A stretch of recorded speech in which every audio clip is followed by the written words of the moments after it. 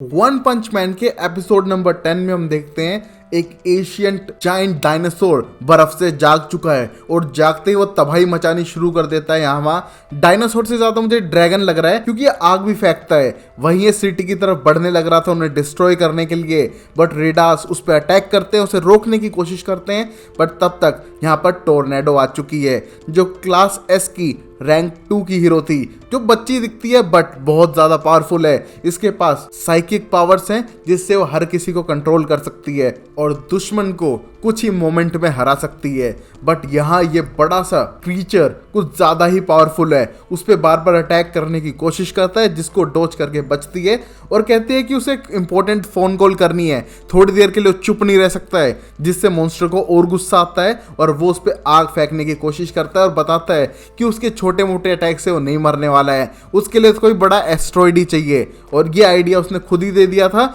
जिसको यूज करके टोर्नेडो अपनी साइकिक पावर से एक बड़े से एस्ट्रॉइड को जमीन पे उसके ऊपर गिराती है और उसे चुटकियों में खत्म कर देती है और अपना मिशन कंप्लीट करके सीधा हीरो एसोसिएशन के हेडक्वार्टर में चली जाती है। और वहीं हम देखते हैं साइतामा और जेनोस को जो जूडो सीखने के लिए सिल्वर फैंग के पास आ चुके थे।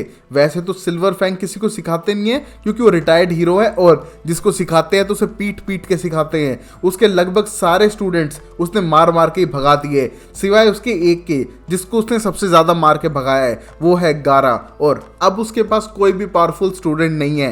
यहाँ पर जेनोस और साइतामा उसे सीखने के लिए आए हैं, तो इससे बड़ी बात क्या हो सकती है। यहाँ पर साइतामा सिल्वर फैंग से पहले भी मिल चुका है उस एस्ट्रॉइड अटैक के टाइम पे, और यहाँ साइतामा को बहुत पावरफुल समझता है सिल्वर फैंग क्योंकि उसने उसकी पावर देखी हुई थी। बट तभी उनके पास एक इमरजेंसी कॉल आती है कि उन्हें हीरो एसोसिएशन पहुंचना होगा। यहाँ पर जेनोस और सिल्वर फैंग को बुलाया गया था, बट साइतामा अकेला बोर होता है यहाँ पर, तो उनके साथ जाने लगता है और वहां पहुंच के मिलते हैं एटॉमिक समुराई से, जो साइतामा की इंसल्ट करता है उससे हाथ ना मिला के क्योंकि वो क्लास एस का हीरो नहीं है, उसके पास पावर नहीं है ना। बट तभी सिल्वर फैंग का कहना था कि उनमें से सबसे स्ट्रोंगेस्ट में एक है साइतामा और धीरे धीरे वो रैंक में ऊपर बढ़ता जाएगा और तब शायद उसे एहसास हो कि उसने कितनी बड़ी गलती की है। बट यहाँ एटॉमिक समुराई उसे इग्नोर करके आगे बढ़ने लगता है और वहीं टोर्नेडो भी साइतामा को इंसल्ट करती है कि वो क्लास एस का हीरो नहीं है, वो यहाँ कर क्या रहा है। बट भैया साइतामा है चैड, उसको फर्क नहीं पड़ता दुनिया क्या कह रही है, सबको इग्नोर करते हुए आगे बढ़ने लगता है सख्त लोंडे की तरह, जिसे देखकर टोर्नेडो जल उठी थी क्योंकि उसे पता नहीं था कि उसे कोई इग्नोर भी कर सकता है और वो गुस्सा करती है। बट साइतामा इग्नोर करके आगे बढ़ चुका था। वहीं पर अब पूरी भी वापस आ चुका है क्योंकि उसने हेल्प की थी लास्ट टाइम मॉन्स्टर को मारने के लिए, तो उसके गुनाह माफ है और इस मोमेंट पे वो बढ़ना चाह रहा है जेनोस के पास। यहाँ पर जेनोस उसे इग्नोर करते हुए अपने मिशन पे ध्यान देता है क्योंकि ये बहुत क्रिटिकल था। वहीं मेटल नाइट और ब्लास्ट मीटिंग तक पहुंच नहीं पाए थे, तो उन्हीं के बगैर मीटिंग स्टार्ट कर दी है कि किस तरह ये उनका सबसे खतरनाक मिशन होने वाला है। चाहे तो छोड़ के जा सकते हैं अगर उनमें हिम्मत नहीं है तो, क्योंकि जो यहाँ पर डट के खड़ा रहेगा उसे लड़ना पड़ेगा सबसे बड़ी प्रॉब्लम से, क्योंकि यहाँ मैडम शिपाबुआ ने मरने से पहले एक प्रिडिक्शन कर दी है। अब वो इस दुनिया में नहीं है, तो उनकी प्रिडिक्शन उनकी लास्ट होप है कि अगले 6 महीने तक कुछ भी खतरनाक हो सकता है और उससे बच के रहना होगा।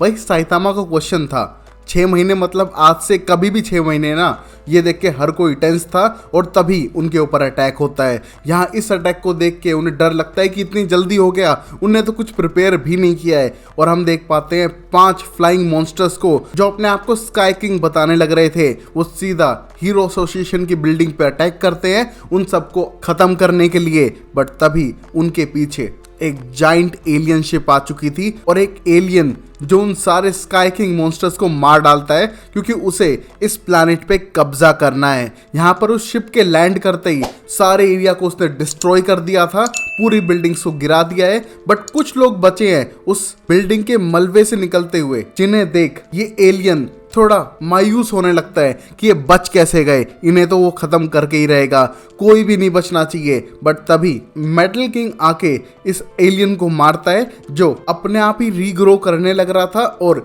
बहुत सारे हेड्स के साथ में है और हर हेड की एक पर्सनैलिटी है जो कुछ ना कुछ विस्पर करे जा रही थी। इस मोमेंट पे मेटल किंग अकेले लड़ते हुए उसको पीस में काटता जा रहा था, बट हर पीस से एक रिफॉर्म होकर एलियन फॉर्म बन रही थी जिससे मेटल किंग पूरी तरह से लड़ने की कोशिश कर रहा है। बट ये वापस रीग्रो होकर मेटल किंग को थकाए जा रहा था। और तभी बिल्डिंग में हंगामा मच चुका है कि आसपास के 98% एरिया को डिस्ट्रॉय कर दिया है एक ही सेकंड में। उनके पास कोई प्लानिंग ही नहीं है वो क्या करेंगे। बस उनकी बिल्डिंग इसलिए बच गई है क्योंकि वो मेटल नाइट ने अपने स्टील से बनाई थी, इस वजह से वो जिंदा बच चुके हैं। बट उनके पास कोई भी सिग्नल नहीं है किसी भी तरह किसी से कांटेक्ट करने का, जिसे सुन साइतामा उसी मेटल शील्ड को तोड़ते हुए बाहर जाके उस बड़ी सी एलियन शिप को देखता है और उसके ऊपर चढ़ने की कोशिश करता है कूदकर। बट तभी उस पे एक मिसाइल लॉन्च होती है जिससे बचकर वो सीधा रॉकेट के अंदर एंटर कर चुका था।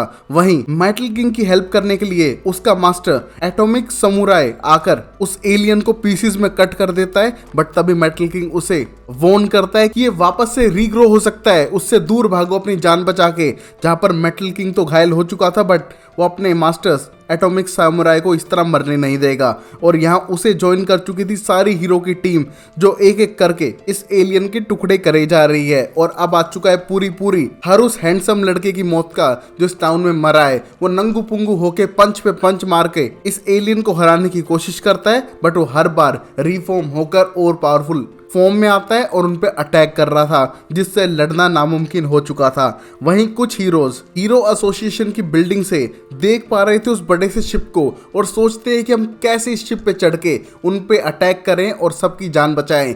बट तभी किंग जो एक क्लास एस का हीरो है साफ करता है कि वो शायद नहीं जीत पाएंगे, उनको मेटल नाइट की जरूरत पड़ेगी क्योंकि इस पे चढ़ना लगभग नामुमकिन है। और वो हार मान चुका था। बट यहाँ जेनोस को पता है कि साइतामा ने उस बड़ी सी एलियन शिप में एंट्री ले ली है और वो मारते मारते इस पूरी शिप को गिरा ही देगा। उसको ज्यादा टेंशन नहीं थी और वैसा साइतामा कर भी रहा था। यहाँ पर सारे एलियंस को जो भी उसके सामने आ रहा है उसे पटक पटक के मार रहा है, शिप को अंदर से तोड़ रहा है जिससे कि शिप जल्दी टूट जाए और वेट कर रहा है उसके बॉस के आने का। शायद वो जिंदा भी हुआ तो वो आके उससे भिड़े।